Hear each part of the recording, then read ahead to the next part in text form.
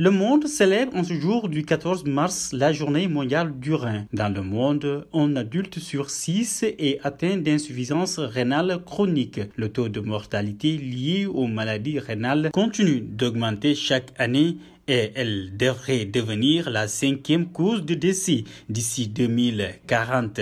La santé rénale pour tous, promouvoir un accès équitable aux soins et une utilisation optimale des médicaments est le thème choisi pour cette année afin d'améliorer la qualité de vie et de retarder la progression de la maladie pour les personnes atteintes d'une maladie. Les maladies rénales tardivement diagnostiquées sont une source importante de décès, souvent prématurés. Toutefois, une détection rapide permet de ralentir ou éventuellement de stopper leur évolution. Au Sénégal, l'État en a fait une priorité et s'est fixé comme objectif d'augmenter les centres de dialyse afin de permettre aux patients de bénéficier d'une prise en charge adéquate.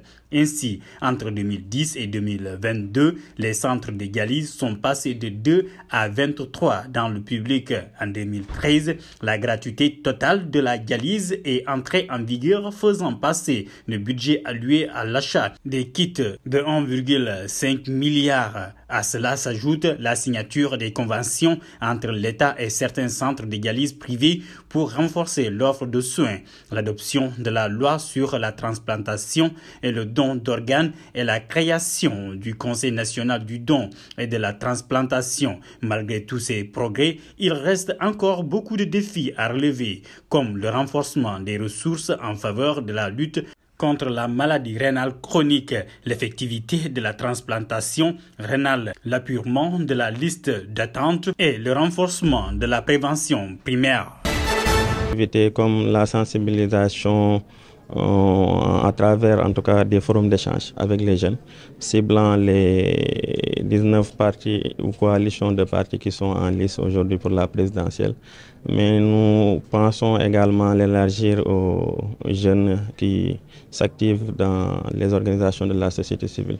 Parce que c'est une problématique transversale qui concerne aujourd'hui tout le monde et nous ne comptons pas reléguer au second plan un acteur aujourd'hui qui pourrait en tout cas contribuer à cet effort d'apaisement-là qui est souhaité par tous. À travers des événements récents, que ce sont des zones conflictogènes, donc qui sont aujourd'hui connues pour avoir en tout cas été des théâtres ou bien des scènes de violence extrême, conduisant même à la perte en vie humaine. Et je pense que c'est le rôle des organisations de la société civile comme la nôtre de jouer sur ce terrain-là et de rencontrer les jeunes de ces deux régions-là précitées pour pouvoir avoir un cadre d'échange multipartite, mais également un espace de dialogue constructif autour déjà de l'identification des facteurs de violence, mais également des mécanismes possibles qu'ils seraient en tout cas en mesure de mettre en œuvre pour aujourd'hui contribuer à la pacification de l'espace social et politique. Je pense que déjà en mi-campagne, que l'on appelle à soutenir le candidat de Benno Bokk Yakaar, c'est déjà là une preuve évidente qu'il n'a pas le soutien de son camp. Et les preuves évidentes de ce manque de soutien sont nombreuses.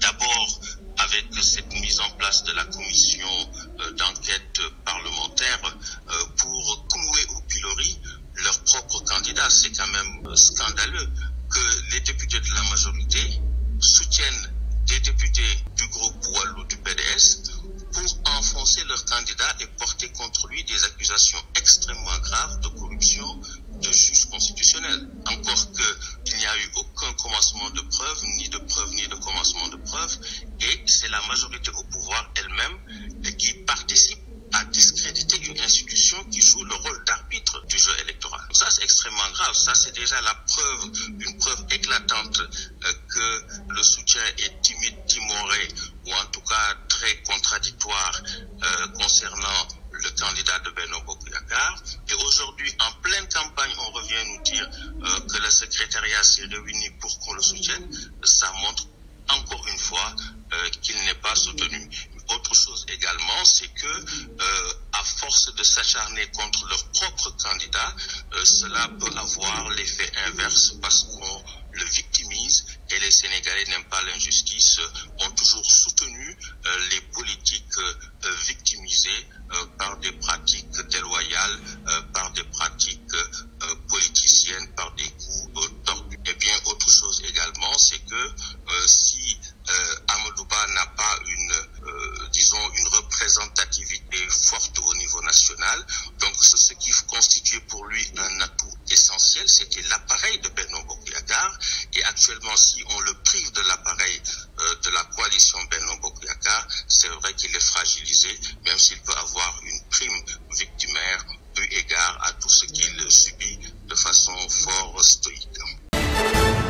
Durant la semaine du 13 au 19 mars, l'ANACIM vous informe d'une hausse des températures dans le centre-ouest, le sud et le sud-est du Sénégal. Des températures élevées variant entre 41 et 42 degrés sont attendues à Diourbel, à Fatick, à Kaolack, ainsi que dans les départements de Birkilane et Kaffrine. Cette chaleur va s'intensifier dans les localités de Kolda, de Sédhiou, de même que dans les départements de Tambacounda, Salimata et Kédougou, où les températures pourront atteindre 43 et parfois 44 degrés. Compte tenu de cette situation, un risque modéré de vague de chaleur est annoncé pour ces zones précitées. Nous vous invitons donc à rester à l'écoute des services sanitaires pour obtenir des conseils et à adopter toutes les mesures nécessaires pour protéger votre santé et celle de votre proche. Un coup de tonnerre au sein de l'équipe nationale du Sénégal, à quelques heures seulement de l'annonce de la publication de la liste du Sénégal par Aliou Cissé ce vendredi pour affronter le Gabon et le Bénin les 22 et 26 mars à Amiens en France, comptant pour des matchs amicaux. L'international sénégalais Youssouf Sabaly a fait part au sélectionneur national Aliou Cissé sa décision d'arrêter sa carrière internationale avec les Lions. Le joueur du Betis Séville aurait justifié son choix par la volonté de se concentrer sur sa carrière en club. Le latéral polyvalent sénégalais Youssouf Sabaly est né le 5 mars 1993 en France. Il est passé dans beaucoup de clubs dont figure Paris Saint-Germain, son club formateur FC Girondins de Bordeaux, FC Nantes. Il est arrivé en équipe nationale en novembre 2017. Sabaly, généralement utilisé au poste d'arrière latéral gauche, s'est rapidement imposé et devenu incontournable avec les Lions, mais sa carrière avec le Sénégal, comme en club, a été marquée par de nombreuses blessures. 28 matchs manqués avec le Sénégal à cause de blessures. Le joueur de 31 ans aurait eu une discussion avec le sélectionneur national et celle-ci aurait donc abouti à ce choix. Youssouf Sabaly a disputé les deux dernières Coupes du Monde 2018-2022. L'ancien joueur de Bordeaux a également disputé une Coupe d'Afrique, c'était en 2019. Cependant, son absence à la CAN 2021, remportée par le Sénégal, restera forcément comme une des grosses déceptions de sa carrière.